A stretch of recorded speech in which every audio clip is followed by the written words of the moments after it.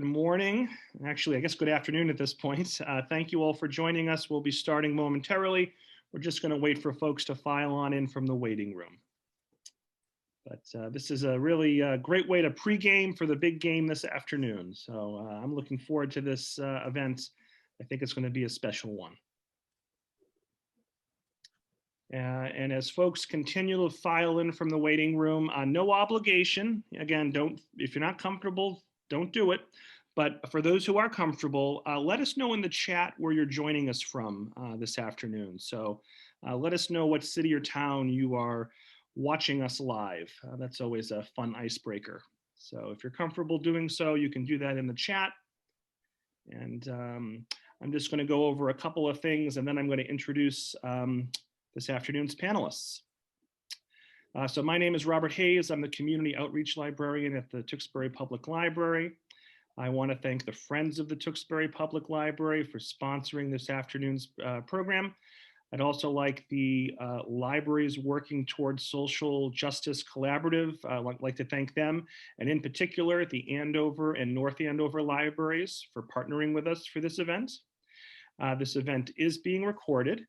The audience, we are in webinar mode, so the audience cannot be seen or heard, but you're going to communicate via the chat and via the Q&A. And we will take at least 10 minutes of audience questions at the very end.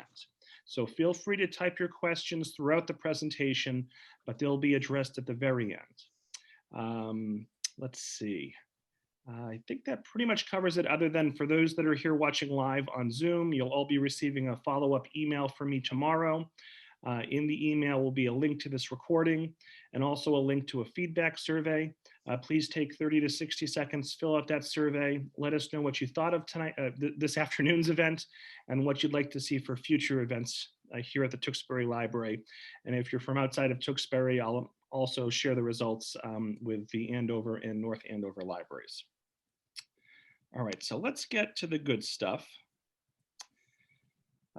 Today's presentation is entitled The People's Guide to Greater Boston.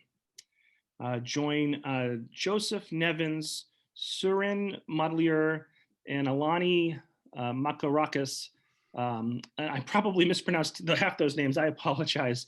Authors of A People's Guide to Greater Boston, to learn about the well-known and little-known significant places and people in our area involved in movements to abolish slavery, to end war and militarism, to achieve native sovereignty, racial equity, gender justice, and sexual liberation, and to secure workers' rights.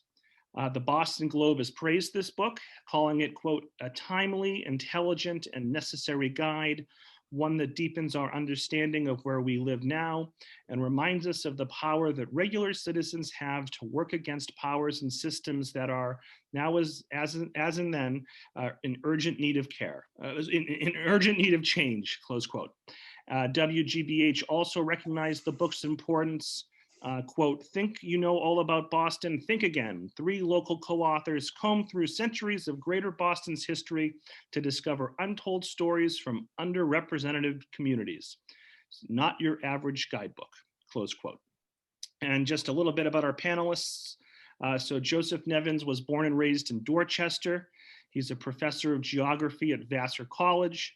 His books include A Not So Distant Horror, Mass Violence in East Timor, Dying to Live, A Story of U.S. Immigration in an Age of Global Apartheid, and Operation Gatekeeper and Beyond, The War on Illegals and the Remaking of the U.S.-Mexico Boundary. Suren Moodliar, a resident of Chelsea, is both coordinator of Suren, I don't know my Spanish real well here. It's a movement building space in downtown Boston, and he's the editor of the journal Socialism and Democracy. He co-edited Noam Chomsky's Internationalism or Extinction. And he has completed an MA in Political Science and African Studies at the University of California, Los Angeles. And Eleni Macrakis grew up in Cambridge and now works in the field of affordable housing development in the greater Boston area. She holds a Master in Urban Planning from Harvard University. So again, I want to thank the Friends of the Tewksbury Library for sponsoring, and I want to thank the libraries working towards Social Justice Collaborative, and in particular, Tewksbury, Andover, and North Andover for partnering. So all of us on the line, let's give a big virtual applause to our round of applause to our panelists this afternoon. And I'm finally going to be quiet, and folks, Joseph, Suren, and Eleni, you can take it away. Thanks so much. Thank you, Robert. You know, in writing this book, we found ourselves in a privileged space of enjoying our work and learning about the city that we call home. But we also had a chance to ask about our city's relationship, not only with the different parts of itself, but also with the world as a whole. Indeed, a global city with global responsibilities and global culpabilities emerges. From the standpoint of the present, we are also in a moment of transition from a national leadership centered on America first to one in need of definition, one that will also pick and choose from our past. As part of that process, let me open with one of the surprises that our education in Boston's past provided me with. Coming to Boston in the 1990s, I was always warned about the city's divisions and divided history. And yet, as I hope we will convey in this talk, what came as an education is not that the history of division is an untrue one, but that on the other side of that history are the stories of how people work together to overcome and imagine other possible worlds while changing theirs and making ours. With this general observation on our book that covers more than 4 centuries, it will be useful for Eleni to say a few words about how we structure this ambition across more than 300 pages. Eleni? Our book is organized spatially, as guidebooks tend to do. We hope that this allows an experience of the city through walking, biking, or taking public transportation. The book starts with 14 groupings of Boston neighborhoods. We group them geographically, starting with the Boston Harbor and the Shawmut Peninsula, then move on to other neighborhoods such as Roxbury and Mission Hill, Charlestown, Dorchester, Mattapan, and Hyde Park, and Allston and Brighton. We then take you to adjacent towns and cities such as Cambridge, Somerville, and Chelsea, further west to Concord and Waltham, north to cities like Lynn, Newburyport, and Lawrence, and lastly, south to the South Shore. We also have 6 thematic tours, including a Malcolm and Martin tour with sites in and around Boston associated with Malcolm X and Dr. Martin Luther King during their time in Boston, and a Sacco and Vanzetti tour that details the lives of 2 Boston area immigrants whose political activism and later arrest inspired local, domestic, and international protests. The Sacco and Vanzetti tour takes the reader south of the city to Plymouth and Brockton, where they worked and organized, and to sites around the city of Boston associated with their arrest, execution, and funeral. The book also includes a 1% tour that highlights past and current companies and organizations that exemplify the accumulation of wealth, power, and political influence that have greatly contributed to the regional inequities of past, present, and future. We explore sites such as Faneuil Hall, the United Fruit Company, Bain Capital, and the Harvard Business School. Joe?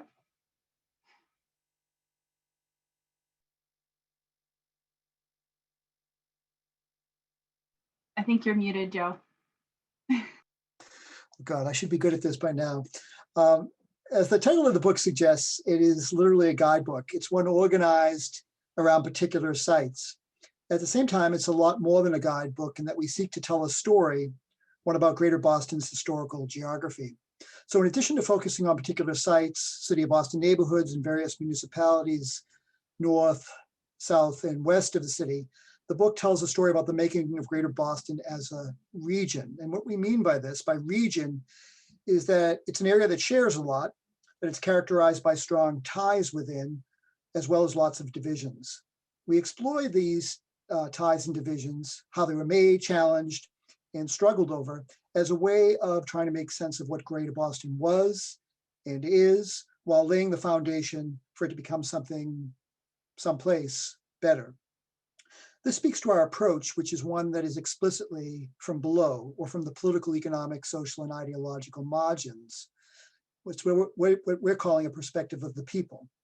A people's perspective privileges the hopes, desires, and struggles of those on the receiving ends of unjust power, and those who work to challenge such inequities to realize an egalitarian Greater Boston. In this regard, the book's about the past, present, and future. When I say the future, what I mean here is that we hope that all of us can take some inspiration as well as instruction from those who have preceded us and those who struggle today to create a greater Boston and the larger world it reflects and helps to make, that is radically inclusive and democratic, and that centers equality as well as social and environmental justice. To tell the story that we do over 400 years, we had to make choices, hard choices, about what to include and what not to include.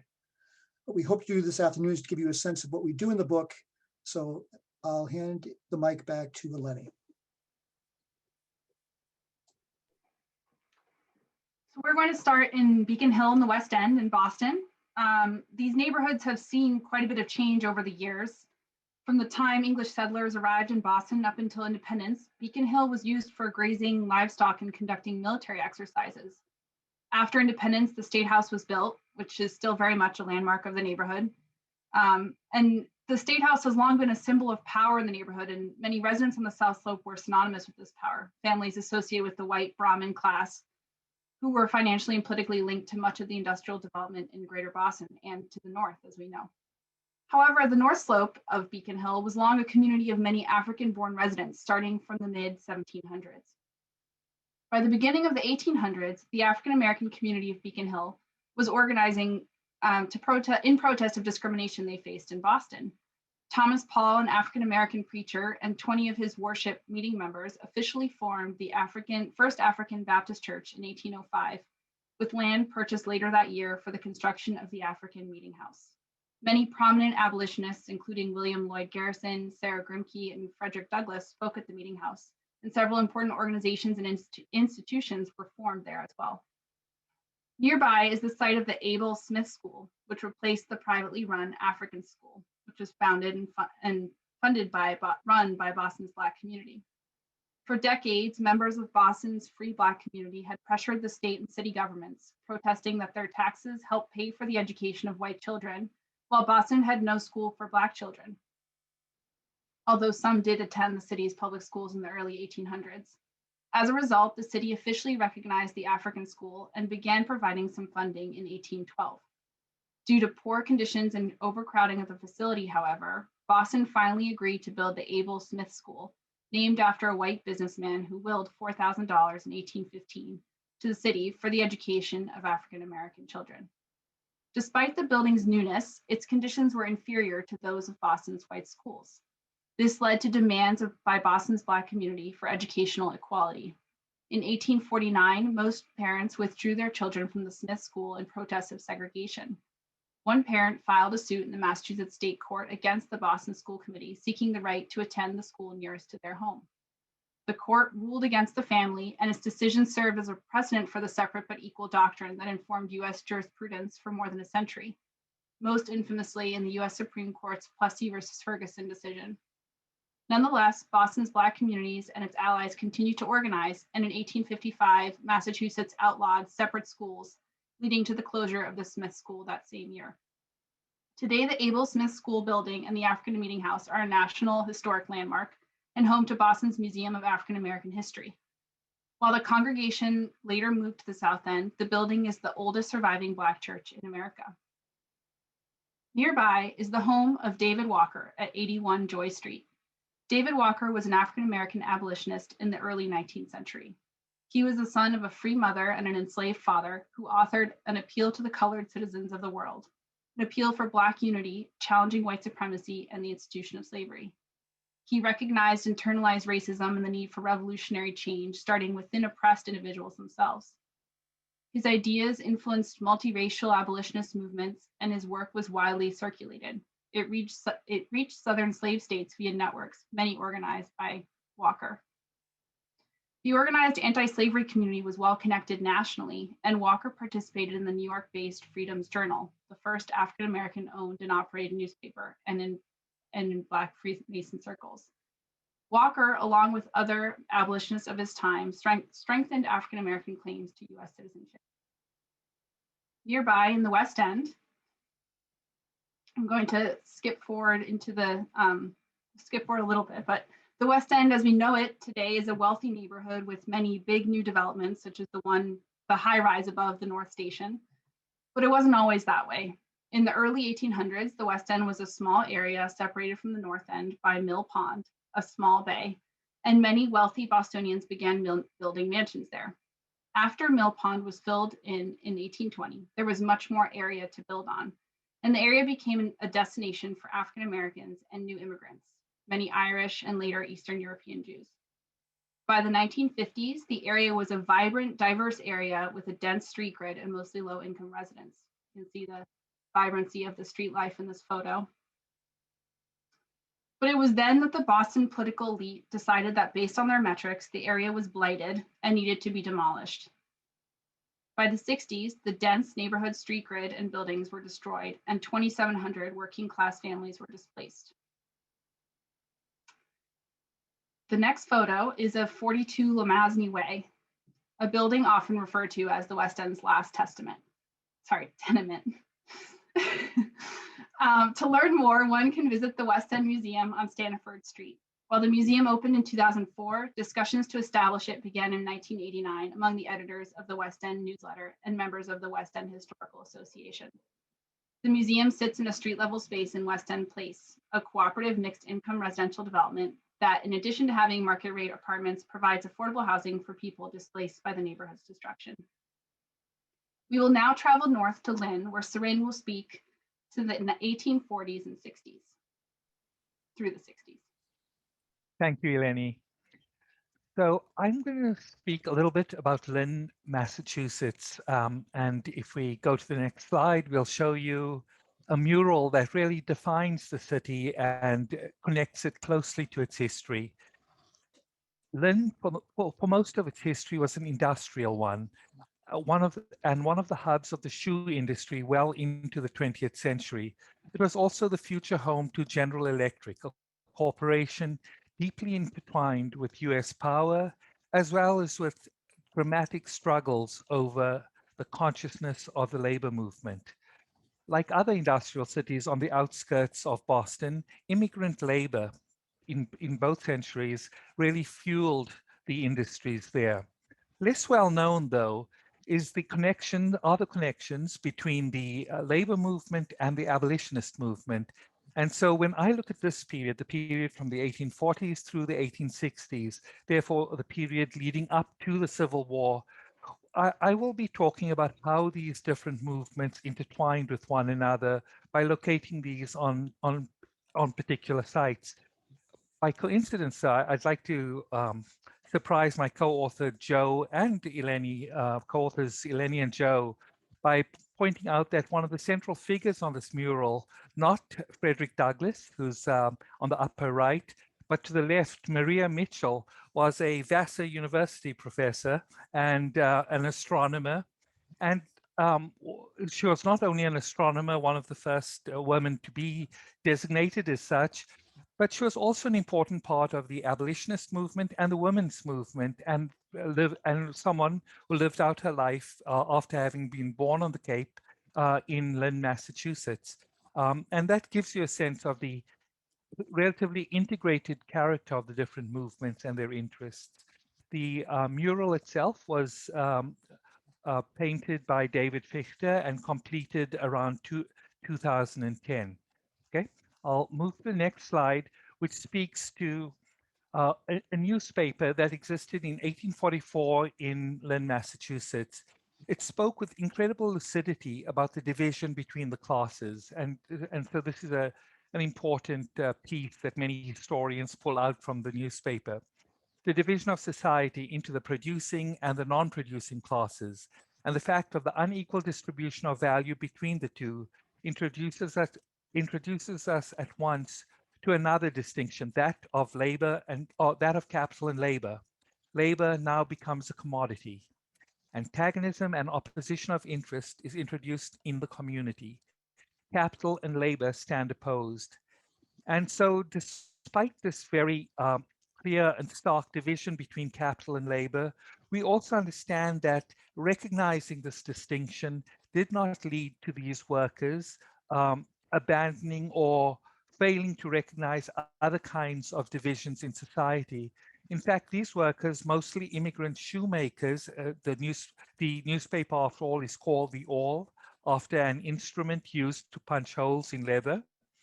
These workers covered a number of issues and suggest and intimated at least a consciousness that goes well beyond what we today consider trade union consciousness, a narrow focus on wages and ours kinds of concerns.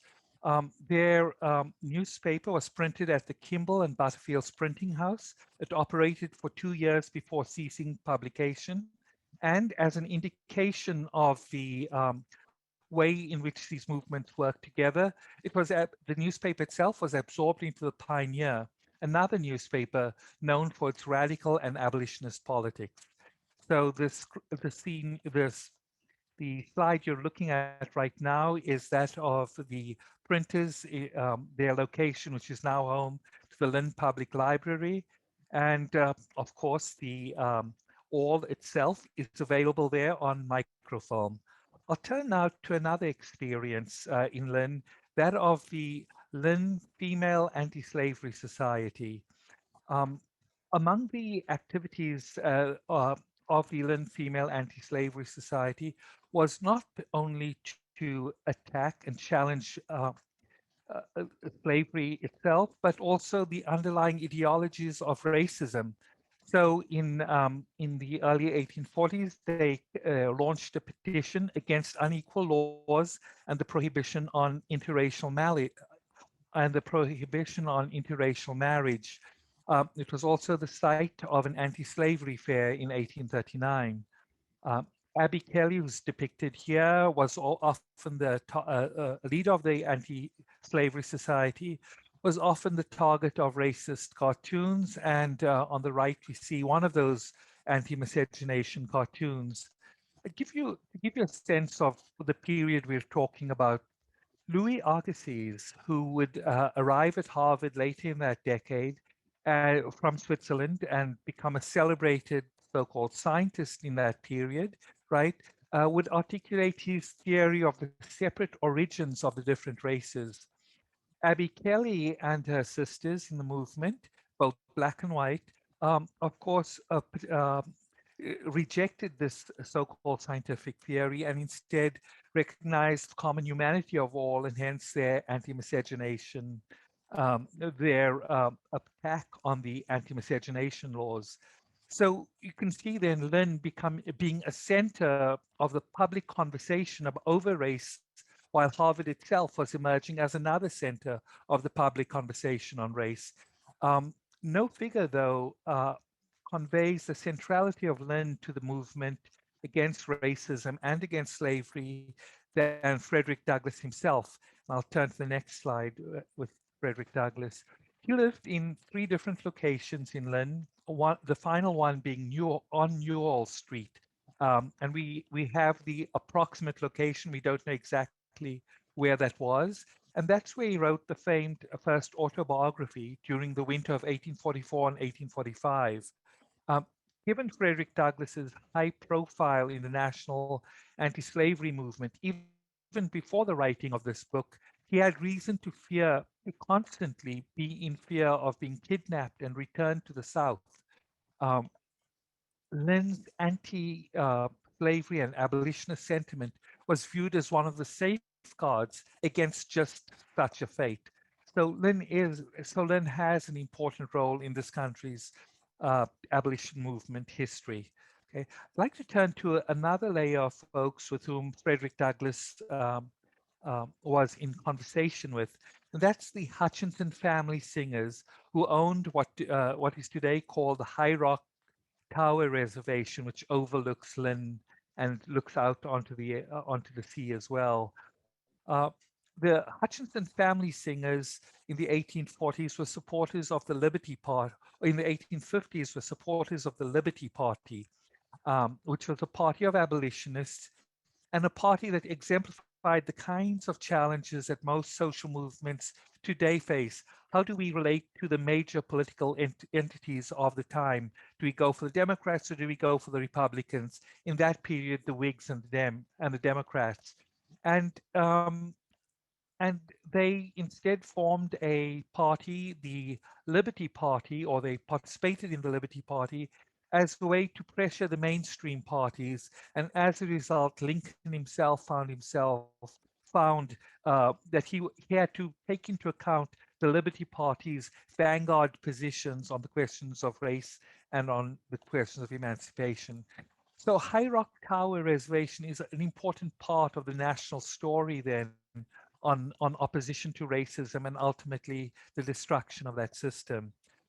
It was also a stop, sort of exemplifying the connection between sort of personal activism and the larger social issues. It was also a stop on the Underground Railroad. And so this tells us something interesting about the way in which opposition occurs in real life. And it also speaks to the kinds of politics and dilemmas that today's social movements face.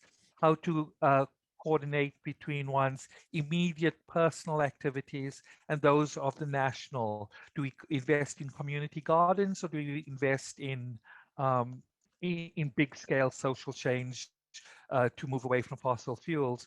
Well, the answer that we get from the Hutchinson family singers, from Frederick Douglass, Abby Kelly, and all is we do both.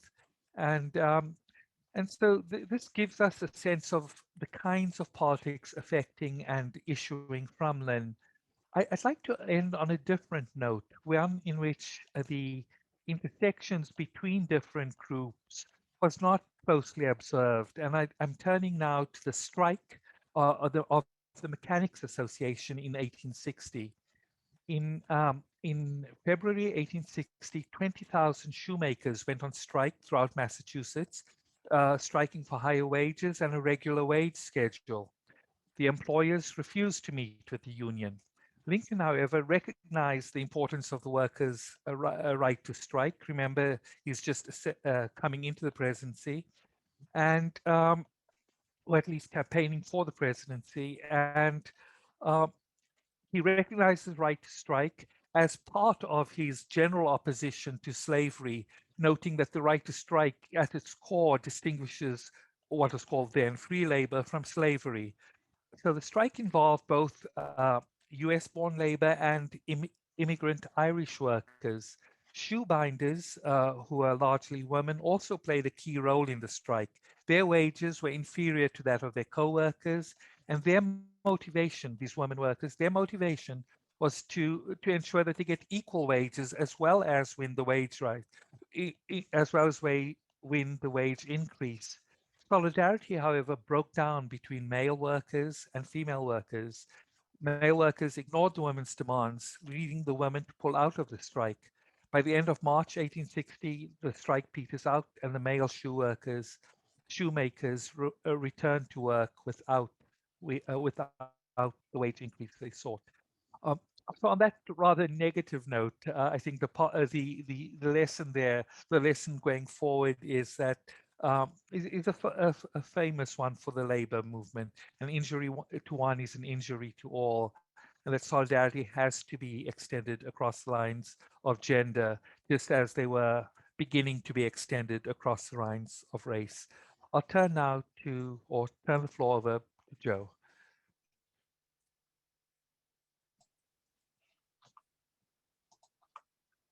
Thank you, Suren. Okay, we're now going to move to Salem and Newburyport. We'll start with Newburyport. Many of you are familiar with this small city of about 17,000 inhabitants. When English settlers first arrived there in 1635, it was part of the Newbury Plantation. In 1764, the General Court of Massachusetts created Newburyport as a separate entity. Today, the city, with its quaint shops and historic architecture, attracts many tourists. One place many people like to go is Brown Square. For those of you who aren't familiar with it, Newbury City Hall and various commercial establishments sit along the perimeter of the square. On May 31st, 1836, the Essex County Anti-Slavery Society held its first meeting at Brown Square. Among the speakers was John Greenleaf Whittier, a famous poet and abolitionist from Haverhill. Established in 1802, the square was named after Moses Brown, the land's donor, and at the time, he was still alive, he was Newburyport's second wealthiest individual and largest property owner. That the Anti-Slavery Society held its first meeting at Brown Square has contributed to Newburyport's reputation, a reputation that many places in Greater Boston have, as a center of abolition.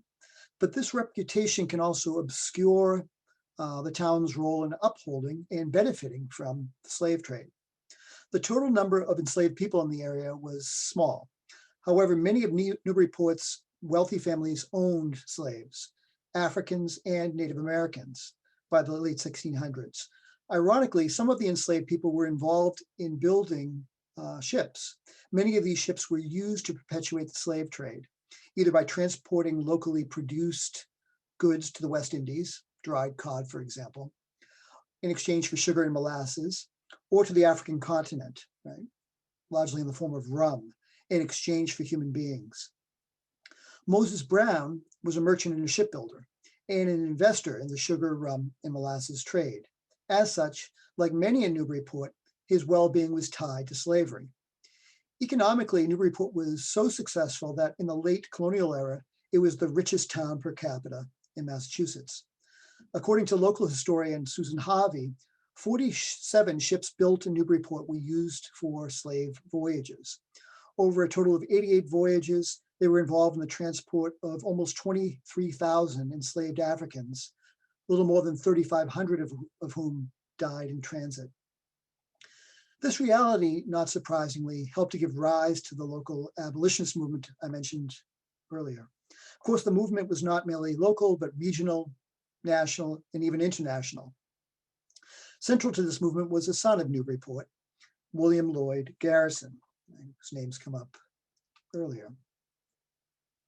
Garrison was born on December 10th, 1805, and by the way, December 10th, somewhat coincidentally, is International Human Rights Day today, now.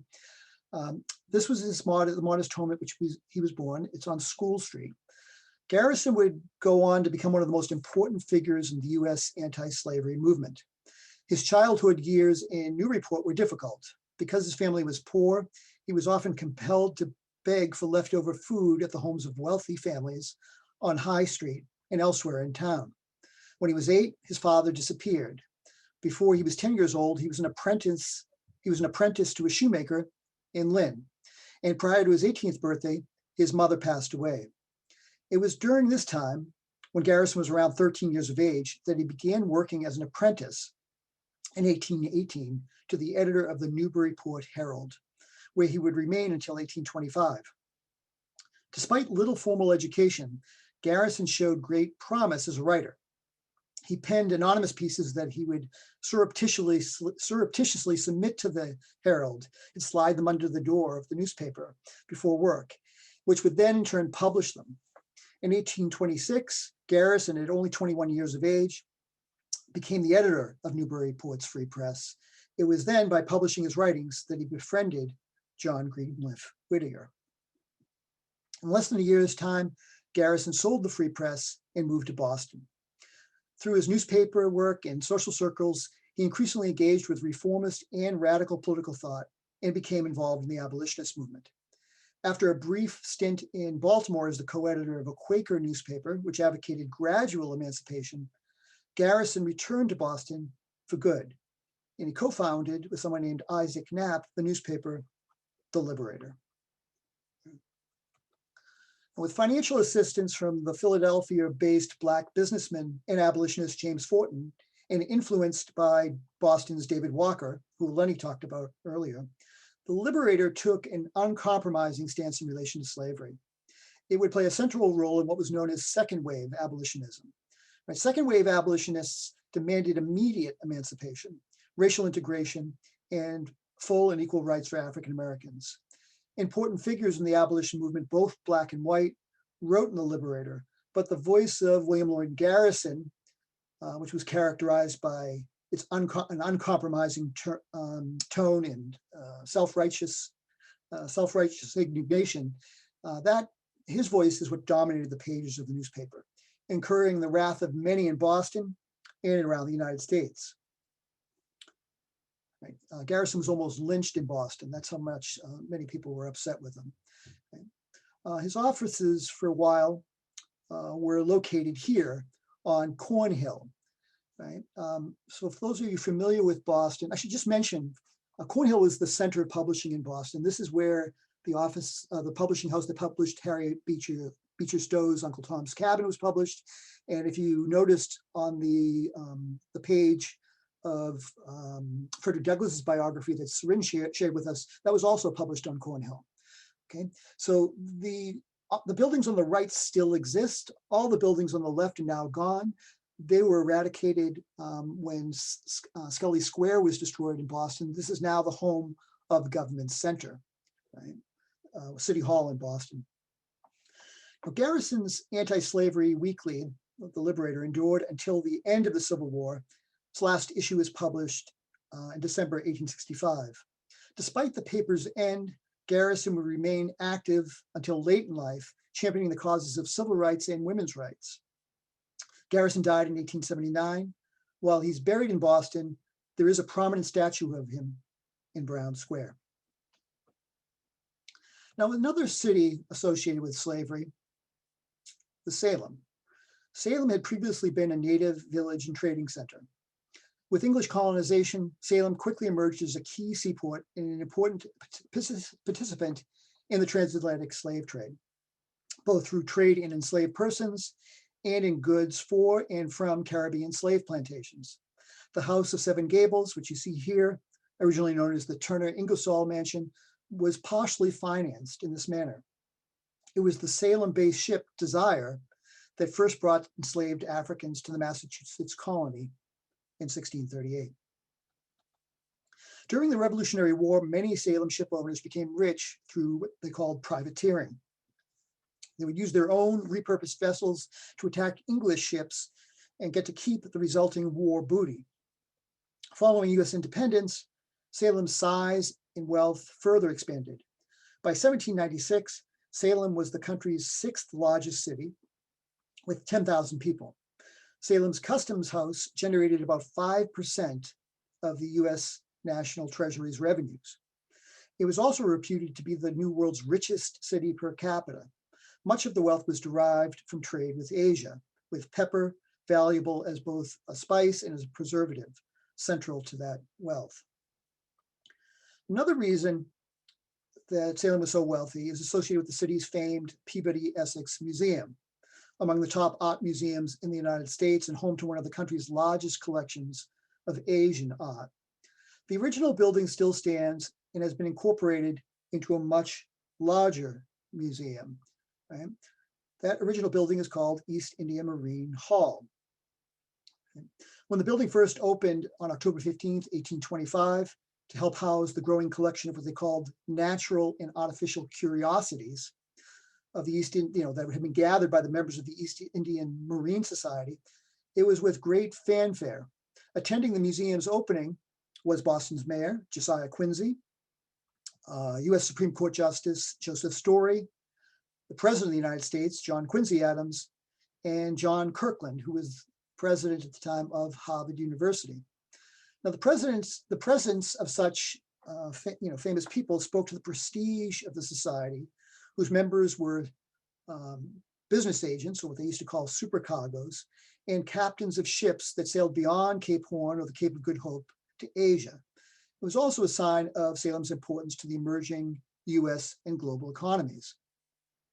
The town's dominance in the South Pacific spice trade was such that many referred to the region as the Salem East Indies. Ships from Salem and Boston were so prevalent in East Indian ports that the towns were regarded as powerful countries, according to one historian. The Pepper Coast of Sumatra, right, which is today part of Indonesia, was a focus of much of Salem's trade. Between 1795 and 1831, there were about 400 voyages by US ships, most of them out of Salem and Boston, to this area. Now, in February 1831, a group of armed men attacked one such ship. It was a ship called the Friendship. And that's not to be confused with the Friendship that you can see today on the harbor of Salem. right? And that's a replica which is moored at Derby Wharf. These attackers plundered most of the cargo of the ship, which was off the shore of a village called Kuala Batu. The attackers killed at least 3 crew members and wounded several more. 1 year later, a US naval vessel called the Potomac attacked Kuala Batu in response, killing hundreds, including children. Now, obscured in the debate surrounding the US military's grossly disproportionate mission of revenge, while many in the press applauded it, there were many that were heavily critical of what had happened. But obscured in this debate, this discussion, was why the French ship was assaulted in the first place. The aggressors, it turned out, were drug addicts to opium, which Salem-based vessels had been carrying to the region in exchange for pepper for some time. The ship's captain, Charles Moses Endicott, concluded that opium, $9,000 worth of which was on board, was the reason for the attack. As a member of the East India Marine Society, Endicott, like others enriching Salem by sea trafficking in opium, would likely have contributed to the holdings of its museum, which they used to call a cabinet. It was to this that the Peabody Essex Museum traces its roots. This is not something that's advertised at the museum, by the way. Now, an aside, Salem was not alone in being a center of opium trade and smuggling. If you go to Central Wharf in Boston, so on your left in this photo, you'll see Long Wharf, which is the end of State Street. On the right is Central Wharf. And at the end of Central Wharf, you'll see the New England Aquarium.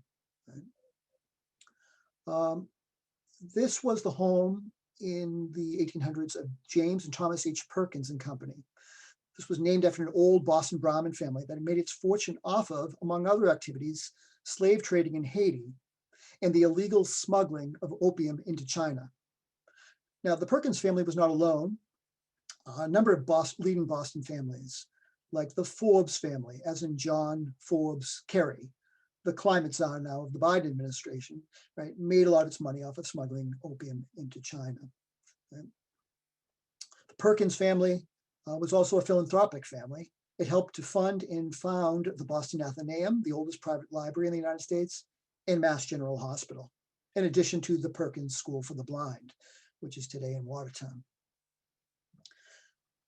Now, just as Salem is a lot more than the witches' trials, it's a lot more than a place associated with wealth, US militarism, drug trafficking, and empire. It's also a place of working class neighborhoods. Perhaps the best known one is an area called the Point, or as it's called today in Spanish, El Punto. It's today an area whose largest ethnic group is of Dominican descent, a result of people from the Dominican Republic migrating during the 1960s and 70s because they had the skills needed by the local leather industry. A key neighborhood institution is the North Shore Community Development Corporation. It maintains more than 200 affordable housing units in the Point, which is just south of Salem's traditional core. Many of the CDC's buildings serve as the canvas of an urban art museum, first established in 2015. Today, there are literally dozens of beautiful murals throughout the neighborhood. It's well worth a visit. Now, before moving to questions and discussions, let me just say a few quick things. First is, as you can see, we try to cover a lot of ground in the book, spatially and historically. Trying to capture a place as diverse and dynamic as Greater Boston is highly challenging. In that regard, we want to make clear that our goal is not to be our goal here is not to be comprehensive. Rather, it's to paint a suggestive portrait of the Greater Boston area that highlights its long contested nature. In many ways, we merely scratch the region's surfaces, given the multiple layers that it embodies. Second thing is that we, the authors of the book, appreciate that we're not the first ones to write from a people's perspective about Greater Boston and the world of which it is part, nor will we be the last. We thus see this book as a small contribution to a much larger discussion, one we are sure that that will continue. In that regard, if you have a chance to read the book, we welcome your feedback. We also invite you to visit us at our webpage, right, at which we will publish new entries and dozens of entries that we couldn't fit into the book, and to follow us on Facebook. You can see the Facebook address here. Finally, there are many people for us to thank, far too many to mention, so please look at our acknowledgements in the book. That said, we would like to thank the Tewksbury Public Library for hosting this, and to libraries working towards social justice for putting this event together. And a special thanks to Robert Hayes of the Tewksbury Public Library for inviting us to speak and for organizing today's gathering. So I'll stop there. Thank you. Thank you, Joseph. So we will take roughly 10 to 15 minutes of questions, and we'll wrap by 3 o'clock. So Joseph, I'll ask the first few questions here. I guess my first question would be, could you talk about sort of the research that went into writing this book? So talk a little bit about how the sausage was made, so to speak. Eleni, do you want to start with that?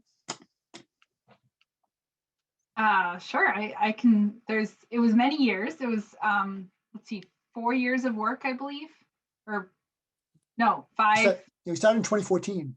So 6 years of work. You know, it was a very iterative process. We, Joe and Suren were kind of the founding two of the project, and I joined on a bit later. And we brought some sites that we knew of already and that we were interested in understanding more about, but we really didn't know where we were going necessarily with the book. And, you know, we talked to many, many people, a lot of librarians actually. So, you know, librarians and libraries are just such a huge resource, and we were able to tap into that for this project, both for the archival collections that the libraries have. We work closely with the Boston Public Library, the Lowell and Lawrence Public Library, and many, many librarians who were just so helpful. But we also talked with, you know, on the ground activists, organizers, people who had worked in Boston for a long, long time, who were able to then point us to other people. So it was very much a, you know, gather information, continue to gather information, figure out which sites we wanted to use for the book. We wanted to make sure that we were covering not just contemporary Boston, but really a swath of sites across history, and we wanted to be aware of, you know, who we were talking about. So we didn't want it to be a lopsided history. That was very much, you know, at the forefront of our process.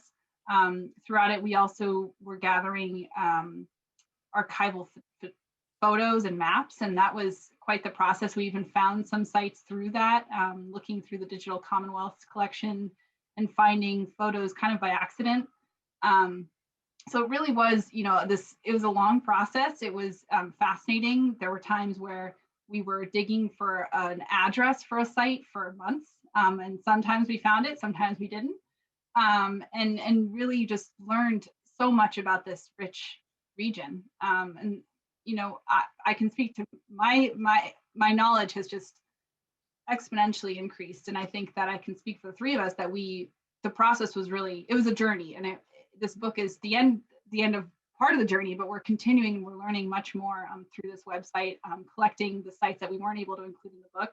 I think we had something like 100 sites that we didn't include. That was just at the end of, you know, when we sent in our manuscript, and now we have another probably 100 that we've collected since then. Great. Sounds like there might be a sequel. And Suren or Joseph, did you want to comment on the research that went into the book? Or did Eleni? I mean, I think Eleni really covered it all. You know, we worked with historians, we worked with activists, we worked with librarians, and we followed up on stories we had heard from friends and that we encountered in the newspapers. Of course, there are a lot of important texts.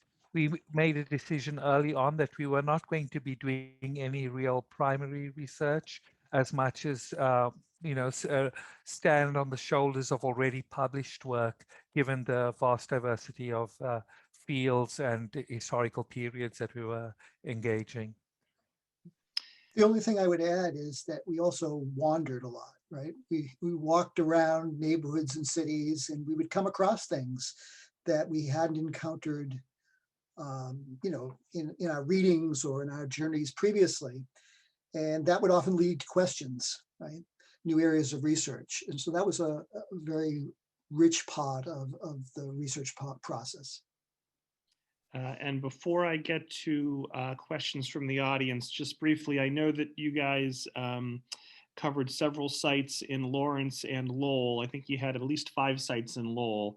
So Tewksbury is next to Lowell, Andover, North Andover next to Lawrence. So for folks who are viewing who live in the area, I would highly recommend you check out, you read the book and you check out those sites. Joseph, can you briefly touch on what you covered in Lowell and in Lawrence that you haven't spoken about? So at the beginning, Eleni mentioned that we have 6 thematic tours. Right. And one of the tours is a tour that focuses on the city of Lawrence. And we call that the Bread and Roses tour, right, which is a reference to the very famous 1912 strike in Lawrence. And so a lot of what we do in Lawrence is based on labor history. So not only the 1912 strike, the 1919 and the 1932 strikes, but we also have contemporary sites associated with the city of Lawrence that are part of the tour. In terms of Lowell, I think we have like 5 or 6 sites, and they range from UTEC and what's the name of the church that's associated with UTEC? Suren, I can't hear you. You're muted. St. Paul's, right? Oh, right. St. Paul's Episcopal Church, right, which was an important center of abolitionist activity. We have a Native American site in Lowell. We have a site of the Palmer raids at Socialist Hall in 1920 or so in Lowell. What else do we have in Lowell? Oh, we have something associated with anti-Irish sentiment, right, and the Know Nothing movement in Lowell in the mid 1800s. So we have about 6 sites in Lowell, in addition to, I don't know, about 13 to 15 sites in Lawrence. Great. All right, so Martha wants to know and this is a great question, what did any of the authors learn about the areas that surprised them? Who would like to take that one? I think that there are a number of interesting stories. Joe and Eleni have a great one about Germans in Boston, or at least an engagement between Germany and Boston.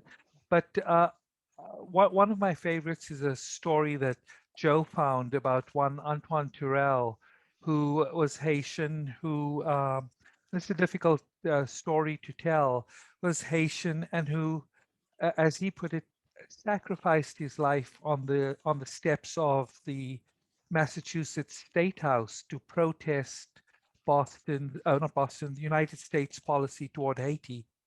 And this wasn't so long ago. It was in the late 1980s, while the United States was still propping up the military government that succeeded Duvalier, another dictator that they had propped up. And so learning about how ordinary Bostonians, be they immigrant or native, engaged in issues of such global scale and importance was certainly something that was surprising to me. Just how thoroughly suffused Boston history is with global stories. So I'll leave it at that general level, but perhaps Eleni or Joe would like to say more. Eleni, do you want to? You're the one who found the photo, so I think you have a better. So let me just, since you might have it, right? Yeah, I'll share the screen again. Let's see. So Eleni mentioned that we spent a lot of time looking at photos, and Digital Commonwealth was its amazing repository of photos from public libraries and research institutions across Massachusetts. And one of the photos was associated with the Charlestown Navy Yard. Right? First, let me mention this is City Square in Charlestown.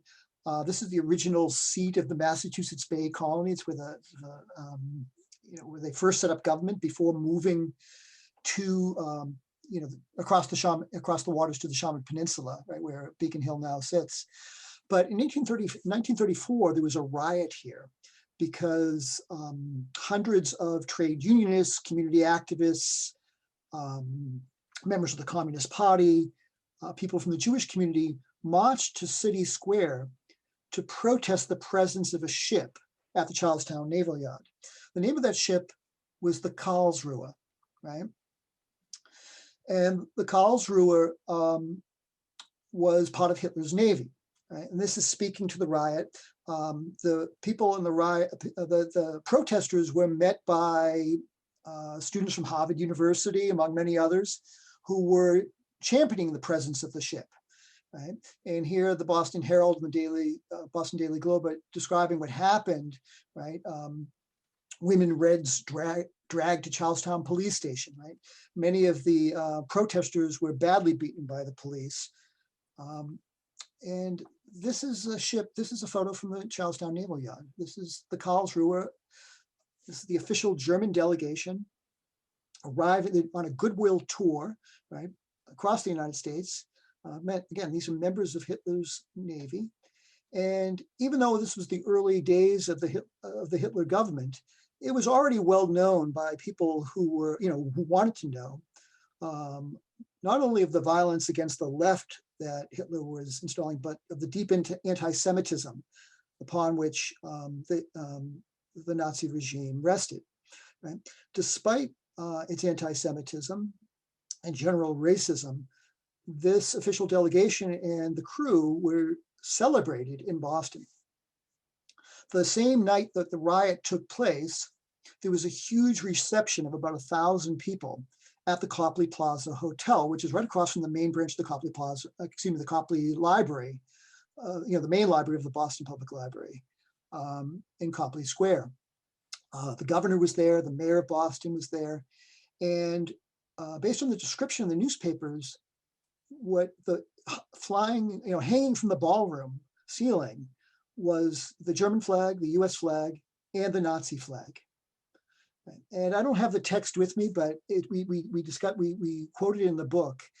The coverage of the German delegation and the sailors was just fawning. They talked about how good looking the sailors were, and how women in the United States, women in Boston were were drooling all over them, and how well they spoke English. But it didn't say anything about the actual politics, other than to urge stronger ties between Nazi Germany and the United States. Eleni, do you have it? Could you share it with us? I do. The Herald gushed, "Each member of the ship has this common denominator, an impeccable appearance, a knowledge of English, and a charming old word courtesy. They were, in short, a joy to the feminine heart, and made that poor fellow, the average American, seem a bit shabby by contrast." So obviously this highlights a number of things, but one of the things that it highlights is how deep and profound anti-Semitism was in the city of Boston at the time.